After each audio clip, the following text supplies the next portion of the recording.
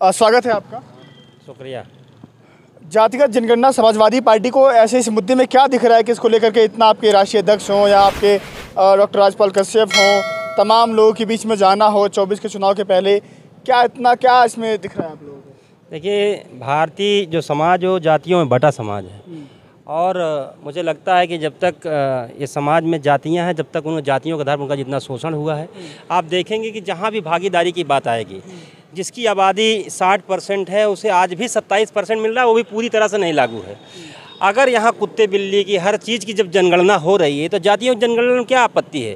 भाई, जिसकी जितनी जनसंख्या है उसके हिसाब से उसका प्रतिनिधित्व मिलना चाहिए, चाहे वो विधानसभा में हो, चाहे वो नौकरियों में हो और चाहे शिक्षा के क्षेत्र में हो। तो जातिगत जनगणना ये मानवता की पहली लड़ाई है। मानव कैसे समान होगा, कैसे समतामूलक समाज बैठेगा, कैसे लोगों के जीवन में सुधार होगा, कैसे उनको भागीदारी मिलेगी, इसलिए जाति जनगणना जरूरी है।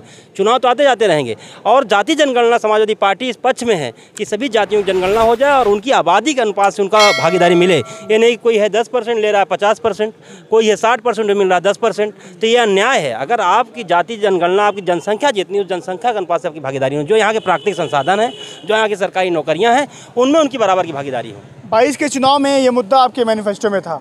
जनता ने इस मुद्दे को लेकर के साथ नहीं दिया आप लोगों का, चुनाव आप लोग हार गए, सत्ता में नहीं वापसी हुई आप लोगों की। इस बार 24 का चुनाव दस्तक दे रहा है, उसके पहले ये मुद्दा क्या जनता समझ पा रही है? क्या नेता तो समझ गए हैं? आपको क्या लगता है चुनाव हारना और जीतना ही एक जीवन का लक्ष्य है क्या पार्टी का? सामाजिक आंदोलन राष्ट्रीय अध्यक्ष माननीय अखिलेश यादव जी ने कहा है कि समाजवादी पार्टी का जो साइकिल का चुनाव चिन्ह है, एक पहिया लोहिया के विचार है तो एक पहिया अम्बेडकर के विचार है। आप समाजवादी आंदोलन को देखेंगे, आप पूरी अगर लोहिया जी से लेकर जहां आप पूरा आंदोलन को देखेंगे तो हमेशा उन्होंने कहा कि सन सोपा ने बांधी घाट पिछड़ा पावे 100 में 60। सत्ता नहीं है तो इसका मतलब क्या हमारे मुद्दे बेकार हैं? इसका मतलब ये नहीं कि हम समाजी लड़ाई न लड़ें, सत्ता आती जाती रहेगी। लेकिन राष्ट्रीय अध्यक्ष माननीय अखिलेश यादव जी और समाजवादी पार्टी की जो विचारधारा है कि जो समतामूलक का समाज का निर्माण हो और जो वंचित तबका उसे न्याय मिले, उसको भागीदारी तय हो, इसलिए हम लोग इसकी मांग कर रहे हैं कि जाति जनगणना होनी चाहिए। भारतीय जनता पार्टी क्यों डरती है? क्यों उसे डर लगता है जाति जनगणना कराने में? जाति जनगणना करा करके उनके हक उनका सम्मान दे दे। अब जो आदमी 10% आबादी उसे आप 60% दे रहे हैं। सारे यूनिवर्सिटियों के वाइस चांसलर आप देखिए किस जाति के लोग हैं। अभी आप उत्तर प्रदेश के थानों को देखिए, डीजीपी से लेकर के जो भी छोटे पद हैं सब किस जाति के लोगों को दिया गया। अभी आपने देखा बांदा यूनिवर्सिटी का आपने रिजल्ट देखा, वहाँ की एक जाति के लोगों को भर दिया गया। आपने गोरख विश्वविद्यालय देखा, आपने देखा कैसे एक जाति के लोगों को 2 जाति के लोगों को दिया गया। तो जाति जनगणना कराइए भाई, दलितों पिछड़ों को दीजिए, उनके हक क्या आबादी के अनुपात पिछड़ों को दीजिए। आपको क्यों डर लगता है? अच्छा, मान्यवर काशीराम जी की जयंती है, वो भी एक दौर था कि वो भी 85 और 15 की बात करके लकीर खींच के राजनीति करते थे। वो अखिलेश जी ने भी एक कार्यक्रम में गए थे सीतापुर, उन्होंने भी कहा था कि अब समय आ गया कि 85 और 15 और लकीर खींच के मतलब राजनीति होनी चाहिए। लगता है कि वो समाजवादी पार्टी कर पाएगी? देखिए, आपको लगता है कि ये लकीर खींच के दीवार खड़ी करके लड़ाई नहीं, लड़ाई है ये जो इस देश की आबादी है, जो पिछड़े तबके की लड़ाई है, जो दलित अल्पसंख्यक समाज के लोग, उनको हक और सम्मान मिलना चाहिए। अगर कोई समझ रहा है कि ये लकीर खींच के हो रही तो समझे। बात है कि समाजवादी पार्टी हमेशा पिछड़ों की, दलितों की, अल्पसंख्यकों की बात करती है, महिलाओं की सम्मान की बात करती है। अगर किसी को लग रहा है कि लकीर खींची जा रही, लकीर किस बात की? आपने देखा होगा आचार्य नरेंद्र देव से लेकर के लोहिया जी भी, आप किस जाति के, जयप्रकाश नारायण जी किस, आप एक समाजवादी आंदोलन देखिए, आप कौन किस जाति का, लेकिन उन्होंने बात की पिछड़े समाज की, उन्होंने बात की दलित समाज की। महापंडित राहुल संस्कृतान, उन्होंने समतामूलक समाज की बात की। ऐसे तमाम लोग हैं इतिहास के आंदोलन में आप देखेंगे। तो इसमें कोई जाति लकीर खींचने वाली बात नहीं है। अगर कोई लकीर खींच रहा है, अगर दलित पिछड़ों की बात करने में उसे बुरा लग रहा है, तो मुझे नहीं लगता कि उसकी सोच में कमी है, उसे और पढ़ने की जरूरत है, समझने की जरूरत समाज कैसा है। तो अब सम्मान और मान सम्मान की बात अगर की जाए तो बीजेपी भी दे रही है। आपके इस समय यूपी के शिक्षा मंत्री जी हैं संदीप सिंह जी, वो भी ओबीसी से आते हैं। केशव प्रसाद मौर्य देख लीजिए कहाँ से आते हैं, वो भी ओबीसी समाज के बड़े चेहरे नेता माने जाते हैं। सम्मान तो मिल रहा है ना, मंचों पे सम्मान दिया जाता है, हर जगह उनको सम्मान दिया जाता है। आप एक नेता के सम्मान को अगर समाज का सम्मान समझते तो मुझे लगता है कि ये गलतफहमी है। बहुत सारे मंत्री नेता विधायक हैं ओबीसी समाज से। आप 69,000 शिक्षक भर्ती में आप देखिए पिछड़ों के कैसे हक लूटे गए। 22,000 बच्चों को बेघर कर दिया गया। जब पिछड़ा वर्ग आयोग ने, छात्रों ने, नौजवानों ने आंदोलन किया तो सरकार दबाव में है, उन्होंने कहा 6800 नई सीटें हम नहीं भरेंगे, उन्होंने जारी कर दिया और कल हाई कोर्ट ने उसे निरस्त कर दिया। आप उन्होंने कहा पूरी आप लिस्ट की समीक्षा कराई। आप समझ सकते हैं कितनी माने क्या हाल है। बांदा यूनिवर्सिटी में कौन से नेता ने आवाज़ खोली बीजेपी के, जब वहाँ एक जाति के लोगों को दे दिया गया, पूरे प्रोफेसर बना दिया गया। गोरखपुर यूनिवर्सिटी में 2 जातियों के लोगों को भर दिया गया, कौन बीजेपी का दलित पिछड़ा नेता बोला उसमें? तो कौन सा सम्मान है? समाज का कोई सम्मान नहीं है। समाज पे आरक्षण पे हमला है, उनके हक अधिकार पे हमला है। इसलिए भारतीय जनता पार्टी जाति जनगणना से डर रही है और समाजवादी पार्टी ऐसी पार्टी है जो दलितों, पिछड़ों, अल्पसंख्यकों की आवाज़ उठाने का काम कर रही है। बिहार में जातिगत जनगणना हो रही है, गिनती हो रही है। बिहार के आंकड़े अगर आ जाएंगे 3-4 महीने बाद, जैसा दावा है, तो उसके बाद से यूपी में कितना उसका फ़र्क पड़ेगा? देखिए, राष्ट्रीय अध्यक्ष जी ने कहा था, अपने मैनिफेस्टो में भी कहा था कि समाजवादी सरकार बनेगी, हम 3 महीनों के अंदर जाति जनगणना कराने का काम करेंगे और उस आधार से सरकारी योजनाओं का लाभ पहुँचाएंगे। सरकारी योजना निकल रही है, उसमें एक वर्ग का हावी है, कहीं पोस्टिंग हो रही तो उसमें एक वर्ग हावी है। आखिर ये अभी आपने देखा, योगी जी कह रहे हैं हम माफियाओं को गुंडों में मिला दिए, जिनके बिरादरी के जो लोग हैं उठा के आप लिस्ट दे दिए। आप ये देखिए, बनारस का आप एक उदाहरण ले लीजिए, ब्रजेश सिंह माफिया है और उसने बीजेपी के खिलाफ चुनाव जीत लिया। वहाँ प्रधानमंत्री जी का वो क्षेत्र है, मुख्यमंत्री जी यहाँ बैठे हैं और जीत गया निर्दलीय विधायक, और गुंडा माफिया आदमी जीत गया। धनंजय सिंह जीत गए, विनीत सिंह जीत गए। देखिए, आप सबको MLC बनाया जा रहा है। आप अल्पसंख्यकों को कह रहे हैं मिट्टी मिला दें, किसको मिला रहे हैं मिट्टी में भाई? आप अपनी बिरादरी के लोगों को संरक्षित कर रहे हैं, उनको आप ओबलाइज कर रहे हैं। अखिलेश जी का भी तो बयान आता है कि बुलडोजर आज यहाँ चल रहा, कल वहाँ भी चल सकता है। मतलब आप लोग की सरकार आई तो आप भी ये नीति अपनाएंगे?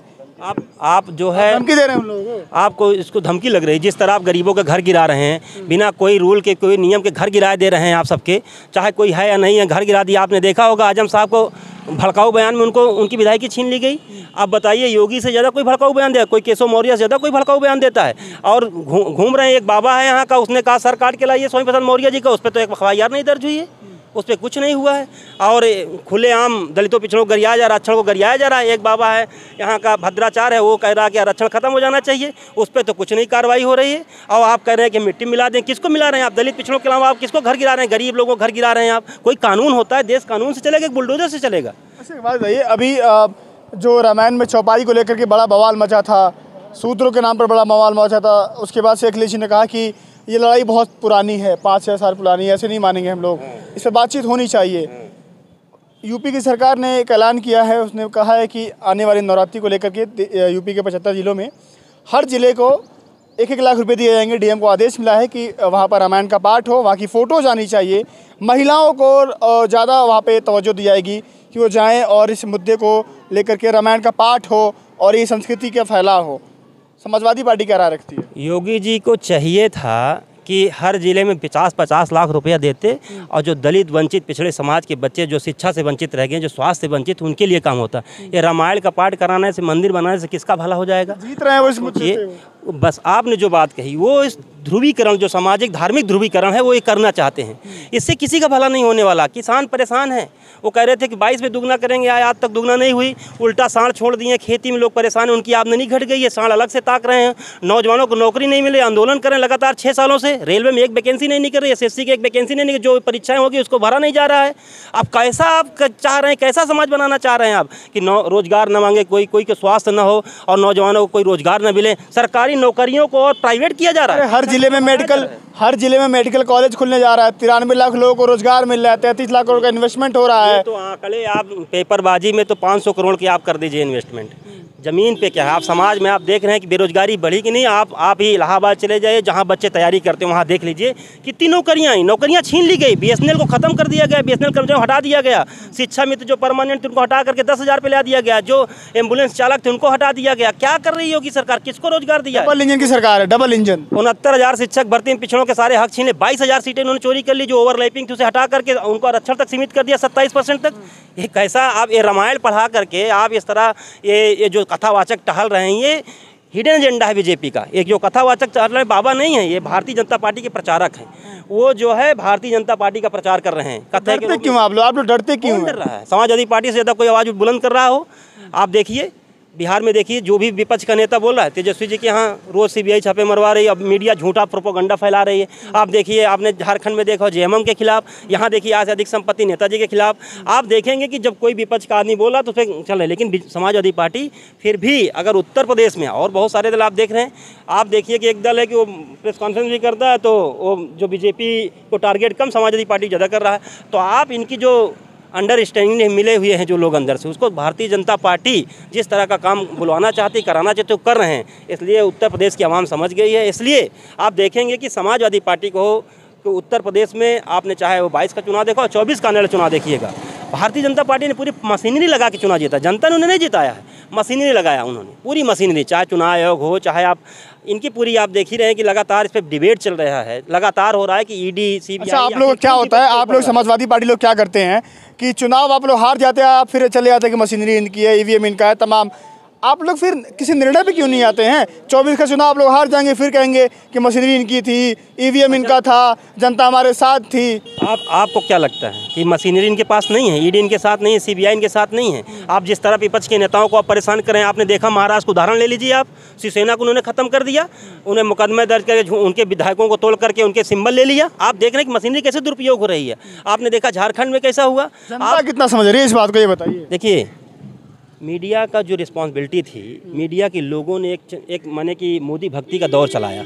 आप मीडिया को देख लीजिए, जनहित के मुद्दे गायब हैं, खाली भारतीय जनता पार्टी और नरेंद्र मोदी जी और योगी जी की चल रही बुलडोजर। अभी जब अडानी की बात हुई, अडानी पे बहस करने की बात हुई, तो इसमें बुलडोजर चल रहा है उत्तर प्रदेश में, और वहाँ राज्यसभा और लोकसभा में चल रहा है कि राहुल ने जो वहाँ माने कि देश का अपमान कर दिया। जो मुद्दे जनहित के हैं, जो मुद्दे भारतीय जनता पार्टी की पोल खोलते हैं, जो मुद्दे भारतीय जनता पार्टी के भ्रष्टाचार को उजागर करते हैं, वो मुद्दे मीडिया नहीं चलाती है। वो मुद्दों को डाइवर्ट करके उल्टा आप देखेंगे पिछले 6 साल से यहाँ योगी जी की सरकार है, और विधानसभा में फिल्म उसी मीडिया के बड़े बड़े मंचों पर, मैं बता दूं आपको, उसी मीडिया के बड़े बड़े मंचों पर आपके बड़े बड़े नेता जाकर के अपनी बातों को रखते हैं। फिर क्यों आप जाते हैं? आप हमें स्पेस कितना देते हैं? बड़े बड़े नेता रखते हैं, मिलता है, खूब स्पेस मिलता है। स्पेस आप बताइए, आपका डिबेट होती है, आप लेकिन नेता वहाँ पर जाते बैठते हैं। आपका चैनल चलता है तो आधे घंटे विपक्ष के पूरे नेताओं को, लगातार आपके 18 घंटे आप एक पार्टी का एक नेता की आप चरण वंदना करते हैं, तो कैसे आप लोग उस मीडिया पर भरोसा नहीं है, जाना छोड़ दीजिए। कौन जा रहा है मीडिया के पास? जाते हैं, आपके प्रवक्ता जाते हैं, आपके बड़े बड़े नेता जाते हैं। एक प्रोसेस है, एक प्रक्रिया, वो तो जाएंगे ही। एक माने कि अगर आप पार्टी में हैं तो अपनी बात रखना तो जाएंगे। इसका मतलब कड़वा थू मीठा मीठा कप, ये कतई मतलब नहीं कि वहाँ जाना छोड़ दीजिए, वहाँ मत जाइए। क्या बात होगी? बात है कि अपने अंदर आप चरित्र में झांक के देखिए कि क्या सच्चाई है जो लोग कह रहे हैं। जनता के मुद्दे कितने गायब है मीडिया। सवाल ये है कि जातीय जनगणना को लेकर के जनता कितना समझ रही है, उस पर क्या कहेंगे आप? समाजवादी पार्टी समझाने का काम करेगी, उनके नेता घर घर जाएंगे और नुक्कड़ सभाएं होंगी, जगह जगह बताने का काम करेंगे जाति जनगणना से फायदे क्या हैं और इससे आने वाले समय क्या परिवर्तन होने जा रहा है।